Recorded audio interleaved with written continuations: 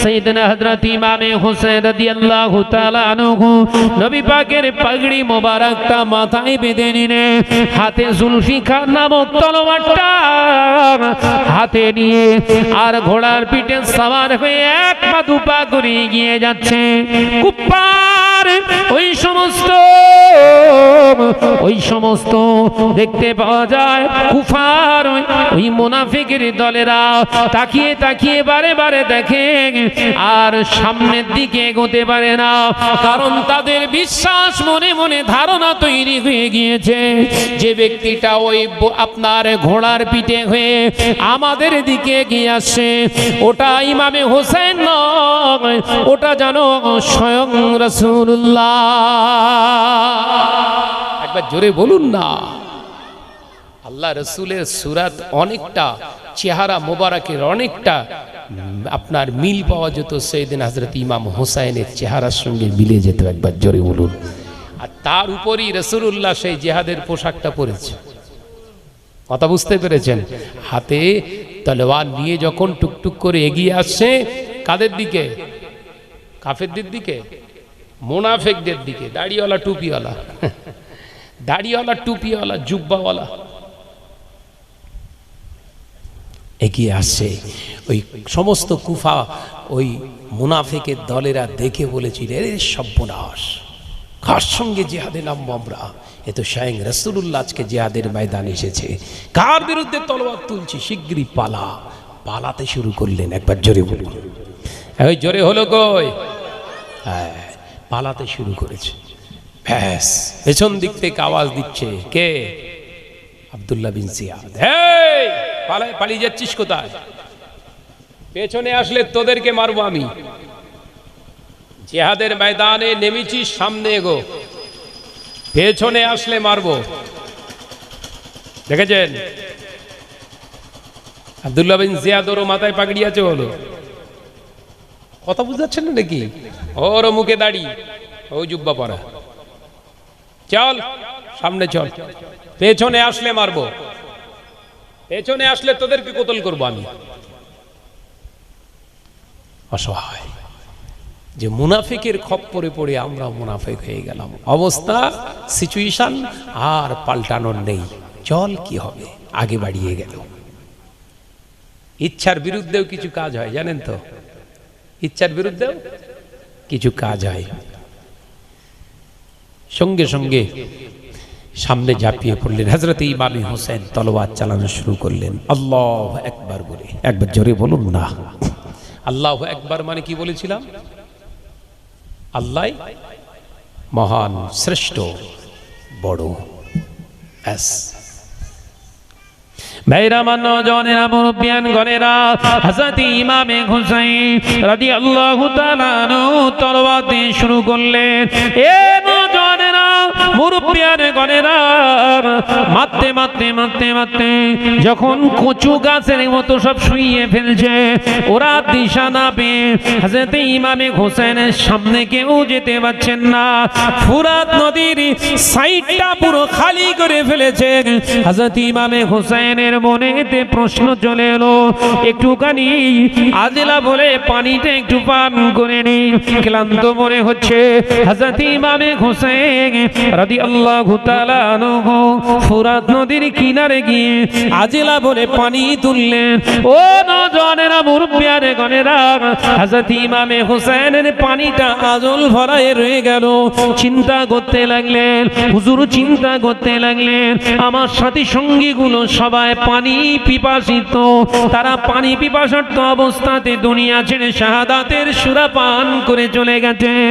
আমি ইমামে হোসেন তাদের নেতা, তাদের সরদার হয়ে যদি আজ তাদের আনপ্রেজেন্টেড যদি এই ফুরাত নদীর পানিটা আমি আসুদা বলে পান করি, আজ তাদের সঙ্গে প্রতারণা করা হবে, ধোঁকা দেয়া হবে।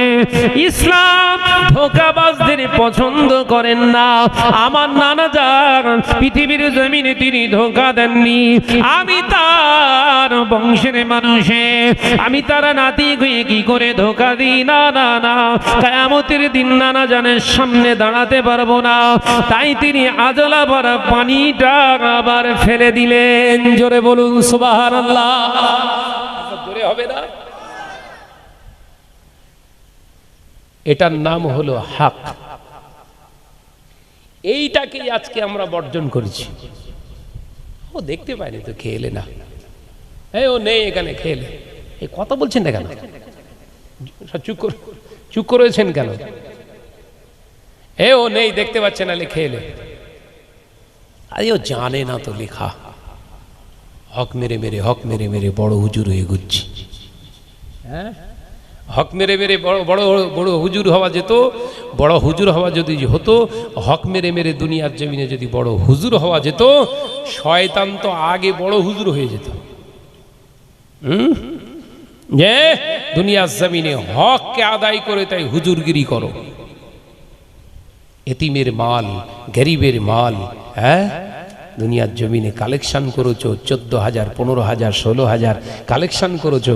15,000 টাকা কালেকশন করে মাদ্রাসায় 3,000 টাকা, 13,000 টাকা আপনার 3,000 টাকা দিয়েছে, আর ও নিয়ে 12,000 টাকা ঝেড়ে দিয়েছে।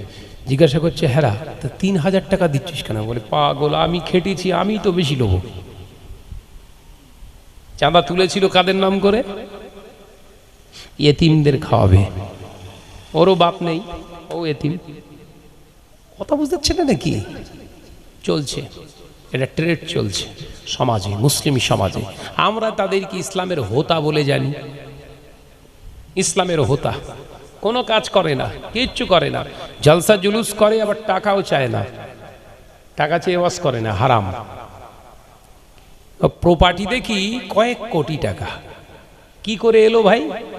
জলসা করে টাকা চেয়ে দিসনি, ব্যবসা বাণিজ্য চাষাবাদ কিচ্ছু করিসনি, তো তোর এতে দেখতে পাচ্ছি 1,73,00,000 টাকায় মাল কোথায় পেলি রে ভাই?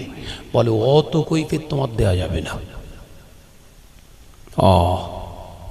বিঘে বিঘে সম্পত্তি সব মাঠে, রাস্তার ধারে দামি দামি জমিগুলো কিভাবে কিনলি ভাই? ওগুলো তো খাতা খতিয়ানে নেই, কিভাবে করলি? বলে, অত হিসেব দিতে গেলে করার ক্ষমতা নেই, বলার ক্ষমতা আছে না। করে দেখা, তার মানে ওনার মতো জাকাতখোর আমাকে হতে হবে। কথা বুঝাচ্ছেন না? বললেই বলে করে, করার মুরদ নেই, করার ক্ষমতা নেই, আবার বড় বড় কথা। এটা করে দেখা, তার মানে ওনার মতো আমাকে জাকাত খেতে হবে। আল্লাহ হেফাজত করে, আমার সব দরকার নেই, দরকার নেই। আল্লাহ যেটা দিয়েছে আলহামদুলিল্লাহ শুকর আদায় করে 100 জনকে নাও দিতে পারলে একজনকে নিজের পরিশ্রমের অর্থ দেব, উতি আমার আল্লাহ খুশি হবে। একবার জোরে বলুন। আল্লাহকে বলতে পারবো, আল্লাহ শরীর সুস্থ রেখেছিলেন, পরিশ্রম করে মেহনত করে যেটা কামাই করেছিলাম ওর থেকে আমি একজন আপনার বান্দাকে দিয়েছিলাম। কথা ঠিক না? বুঝ জোরে বলে। ঝেড়ে খেয়ে মেরে খেয়ে বড় হুজুর সেজে লাভ নেই। আল্লাহ আমাদের সকলকে এই সমস্ত হারাম খদ্দের থেকে হেফাজত করেন, বলুন আমিন। এটা জোরে বলেন আল্লাহুম্মা আমিন। সাবধান হন, এখনো বলছি সাবধান হন। মাদ্রাসার বিরুদ্ধে কথা বলছে, শুনছেন তো? মিডিয়াতে শুনেননি? মাদ্রাসা বন্ধ করে দিতে হবে, এই দিতে হবে, সেই দিতে হবে। কেউ কোনো মুখ খুলছে না, কেউ কোনো মুখ খুলছে না। আপনাদের এই ছোট ভাই শাহনাজ ভাই চেষ্টা করি, লেখনির মাধ্যমে হোক, বলনির মাধ্যমে প্রতিবাদ করি, প্রোটেস্ট করি। মাদ্রাসা আমি চাই, হ্যাঁ ওনার কথা সবতে মত নয়, কিছু মত আছে আমার। ওই মাদ্রাসাগুলো বন্ধ হওয়া উচিত। যে মাদ্রাসাকে সামনে রেখে করে কমে খাওয়ার ধান্দা, ও মাদ্রাসা বন্ধ হোক। আপনারা কি বলছেন? এই জোরে বলেন। এতিম বাচ্চা, ছোট ছোট বাচ্চাদেরকে সামনে নিয়ে যে পুঁজিপতি হবার ধান্দায় নেমেছে, ও মাদ্রাসা না কারবারের জায়গা ওটা? এই জোরে বলেন না। ও কারবার বন্ধ করার দরকার আছে না নাই? ইসলামের বদনাম হচ্ছে না, হয়নি? হচ্ছে তো। আর সরলতার সুযোগ নিয়ে জঙ্গিবাদ, যারা অসভ্য বর্বর দাড়িওয়ালা টুপিওয়ালা সেজে ওই সমস্ত প্রতিষ্ঠানে ঢুকে গোপনে তারা বিভিন্ন রকমের ইসলামের বিদ্বেষ ছড়িয়ে দেওয়ার জন্য ইহুদিদের কাছ থেকে টাকা খেয়ে তারা বিভিন্ন প্রতিষ্ঠানের মধ্যে ঢুকে তারা বিভিন্ন জায়গায় অপকর্ম হচ্ছে, বদনাম হচ্ছে। কাদের? জোরে বলে। মুসলমানদের তো। হ্যাঁ, ওই জন্য ফিরে আসুন। আপনার এলাকার পুরাতন যে সমস্ত প্রতিষ্ঠানগুলো রয়েছে সেগুলোর সহযোগিতার হাত বাড়াবেন। যাবেন, দান করার প্রয়োজন হলে প্রতিষ্ঠানে নিজে গিয়ে প্রতিষ্ঠানের যারা কর্মকর্তা তাদের হাতে দিয়ে আসবেন। আর দেওয়ার সময় বলবেন ভাই আমার মেহনতের পরিশ্রমের টাকা, এটা ওই এতিম বাচ্চাদেরই দেবেন, এতিম বাচ্চাদের খাবার দেবেন, এটা অন্য কোনো কাজে দেবেন না। কথা বুঝতে পারছেন না? নইলে ও ঝাড়বে হয়তো, ও জিনিস আলাদা জিনিস ভাই। একটা বান্ডেল যদি হাতে পড়ে যায় না, মাথা শেষ, মাথা মুশকিল রাখা, ঠিক রাখা। কথা বুঝতে পেরেছেন? বলি শাহনাজ ভাই বলে ওই জন্যই এত খারাপ, কারবারে ভাটা পড়ে যাবে ওই টেনশনে। কিন্তু জেনে রাখবেন হককে জিন্দা রাখার দায়িত্ব কার? আল্লাহর। হক ঠিক জিন্দা থাকবে। হক যেদিন শেষ দুনিয়াটাও শেষ, হক যেদিন শেষ দুনিয়াটাও নাস্তানাবুদ হয়ে যাবে। ভাইরা, আমার নওজওয়ানেরা, যুবকেরা, ছেলেরা, বাচ্চারা, আলোচনা আমি আপনাদের বোঝাতে চেয়েছিলাম। এ নওজওয়ানেরা, হযরত ইমামে হুসাইন রাদিয়াল্লাহু তাআলা আনহু ওই সময় তলোয়ারটা তিনি জমিনেতে গেড়ে দিয়ে আজলা ভরা পানিটা তুলে ফেলে দিয়েছিলেন। আবার তলোয়ার হাতে নিলেন, কিন্তু তার ভিতরে বিভিন্ন জায়গা থেকে ছোড়া তীর ঘুরেছে। হযরত ইমামে হুসাইন চেহারা মোবারকে গেঁথে গিয়েছে। এ নওজওয়ানেরা, কিতাবের ভিতরে এসেছে, কোন কিতাবে এসেছে ৮০ খানার উপরে তীর তারা চেহারা মোবারকের উপরে গেঁথে গিয়েছে।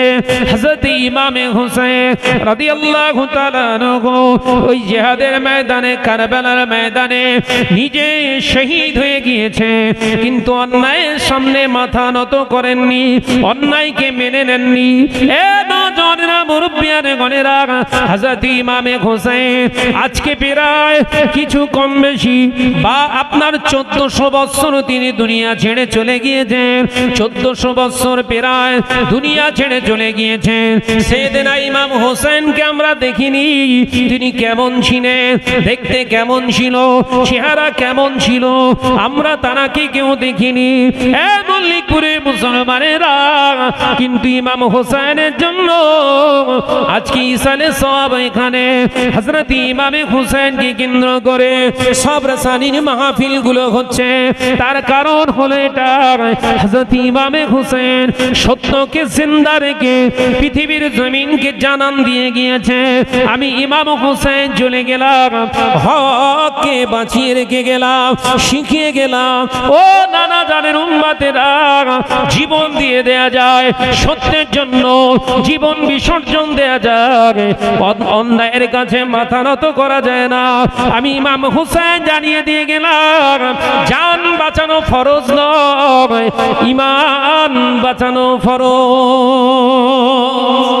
একবার জোরে বলেন, একবার জোরে বলেন। জান বাঁচানো ফরজ নয়, ঈমান বাঁচানো ফরজ। ঠিক না ভুল? জোরে বলে।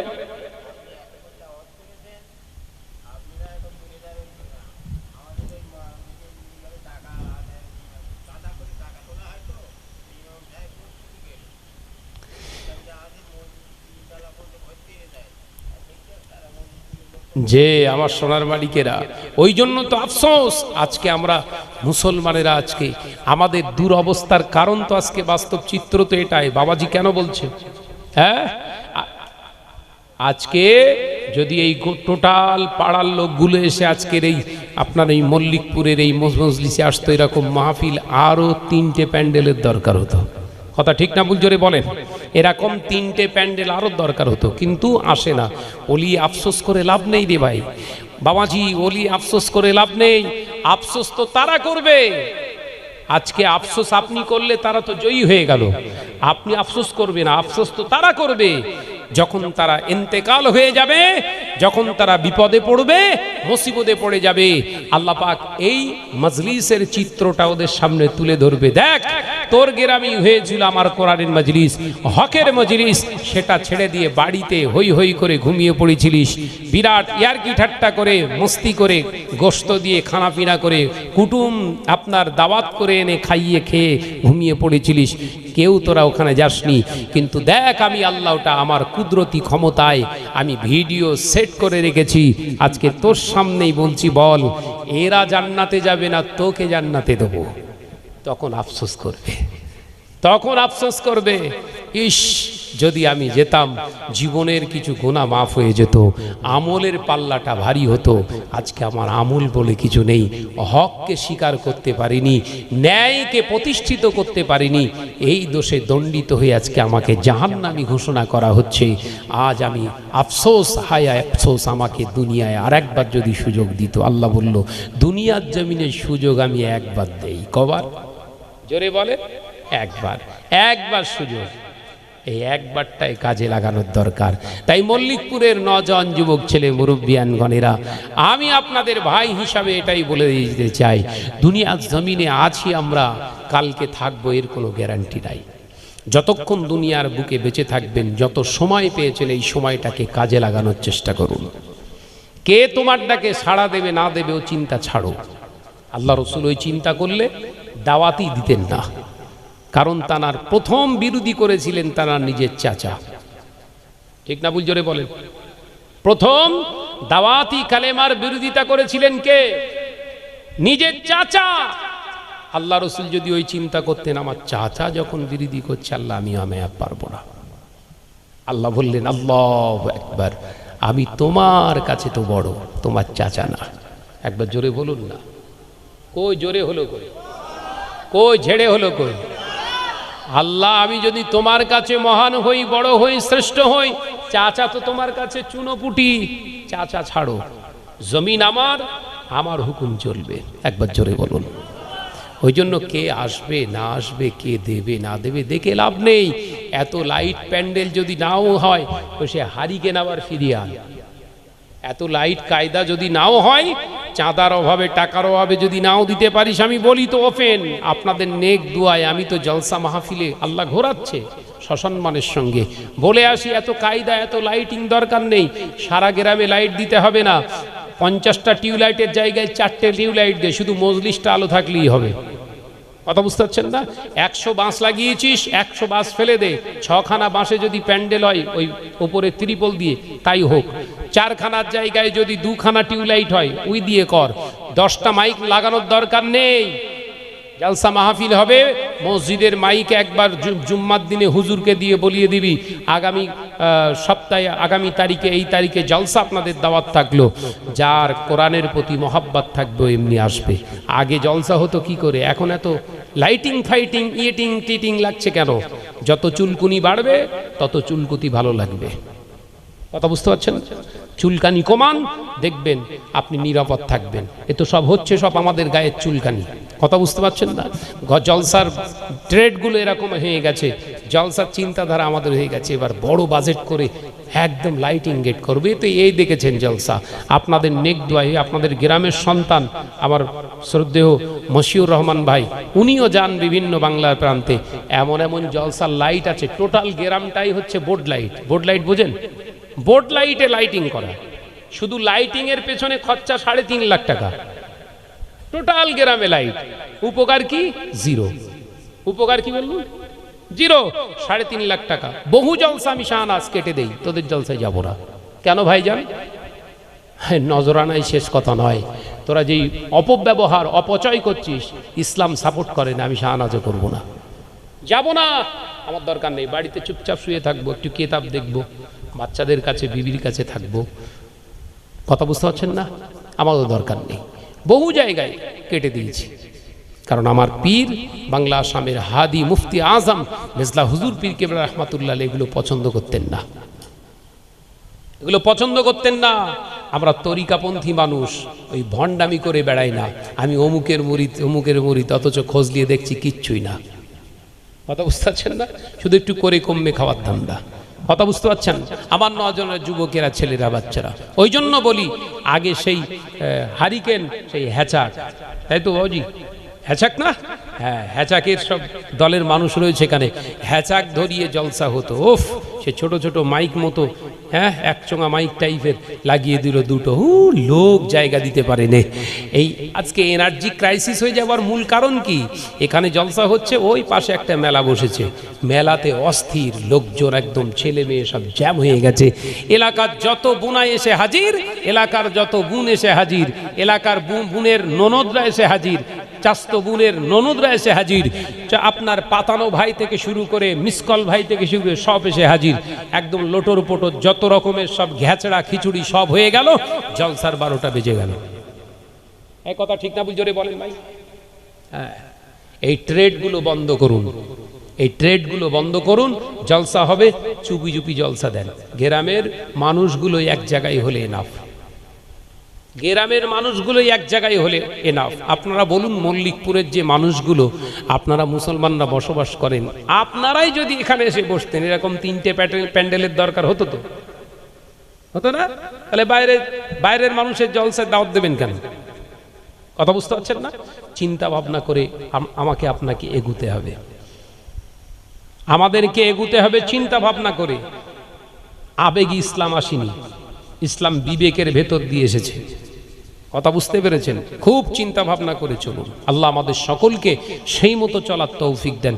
সৈয়দনা ইমাম হোসেন রাদিয়াল্লাহু তাআলার নীতি আদর্শকে ফলো করে আমাদের চলার তৌফিক দেন, বলুন আমিন। জোরে বলি আল্লাহুম্মা আমিন। ঠিক আছে, যে আমার নওজোয়ান যুবকেরা, আমি আলোচনা করতে করতে একদম শেষ প্রান্তে যেটা বলতে চেয়েছিলাম, সৈয়দনা ইমাম হোসেনের নীতি আদর্শকে বর্জন দেবেন না, বর্জন করবেন না, ওটাকেই আপনার নিজের জীবন সঙ্গী হিসাবে বেছে নেন। সব চলে যাক, নীতি আদর্শকে ছেড়ে দেবেন না। আল্লাহ আমাদের সকলকে হেফাজত করেন, বলি আল্লাহুম্মা আমিন। তাকবীর দেন, নারে তাকবীর। জোরে বলেন নারে তাকবীর। আর চিল্লে হবে না নারে তাকবীর। সিলসিলা হক মুজাদ্দিদুজ জামান, মুজাদ্দিদুজ জামানের হক সিলসিলা বেঁচে আছে, কোলে শিশুটা বেঁচে আছে। হযরত ইমামে হুসাইন নিজের খিমা অর্থাৎ ওই তাবুর পাশে এসে দাঁড়িয়ে সালাম দিলেন, বিবি গো, বিবি তুমি কি আমায় অন্বেষণ করছো, খুঁজছো? ওই সময় বিবি বলেছিলেন, হ্যাঁ স্বামীনি, খুঁজছি এই কারণে, আমার জন্য নয়, এই কলেজার সন্তান পানির অভাবে, পানি পিপাসায় ছটফট করছে, ক্ষুধার তাড়নায় ছটফট করছে, আপনি একটু যদি কি পানি পান করান, এই ফুরাত নদী থেকে একটু পানি আজলা ভরে এনে যদি গালে দিতে পারতেন, আমার ছেলেটা একটু শান্ত হয়ে যেত। এ কাঁদছে, এর কান্না থামে না। হযরত ইমামে হোসেন বললেন, দাগ বিবি সন্তানকে কোলে তুলে নিলেন।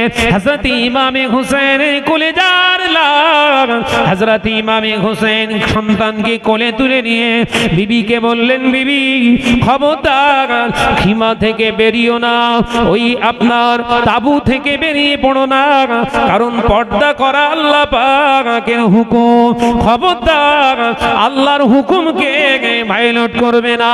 হযরত সাইয়েদনা ইমামে হুসাইন সন্তানকে কোলে করে নিয়ে ফুরাত নদীর পার দেশে কিনারায় পাড়ের কাছে এসে দাঁড়িয়ে ওই সমস্ত কুপাবাসীকে আওয়াজ তুলে বলেছিলেন, এ কুপাবাসীরা, আমি ইমাম হোসেন, আমি আমার নবীর কলেজা ইমাম হোসেন বলছি, আমি পানি পান করার জন্য বলছি না, আমার এই কলেজার লাগ আজকে 2 দিন ধরে কিছুই না খাওয়া অবস্থায় আছে, একে একটু পানি পান করাও, একে একটু পানি পান করার সুযোগ করে দাও।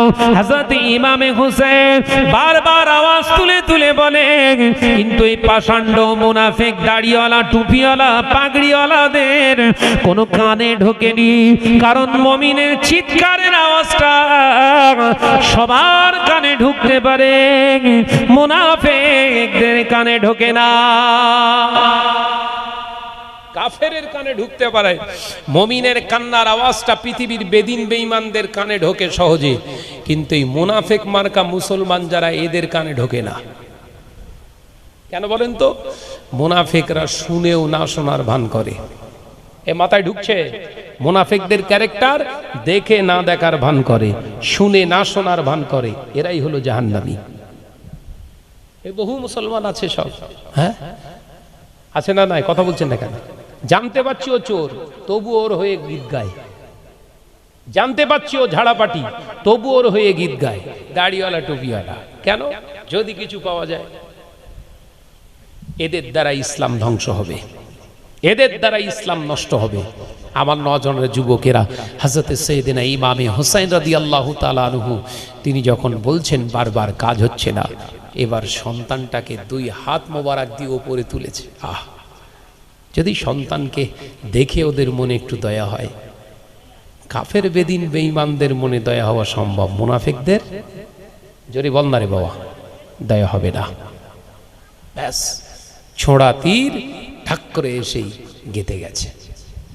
কচি বাচ্চার বুকের সিনাতে লেগে একদম নিচে দিয়ে বেরিয়ে গিয়েছে, মাথা দিয়ে টস টস করে রক্ত পড়ছে, খুন হচ্ছে। সন্তানের এই অবস্থা দেখে হযরত ইমামে হুসাইন রাদিয়াল্লাহু তাআলা আনহুর চোখ ভরা পানি চলে এলো। এ নওজওয়ানেরা, যুবকেরা, ছেলেরা, বাচ্চারা, শুনে রেখে দিন, পর্দানশীনা মা ও বোনেরা, সাইয়েদনা হযরত ইমামে হুসাইন চিক মেরে আওয়াজ শুনতে মেলে।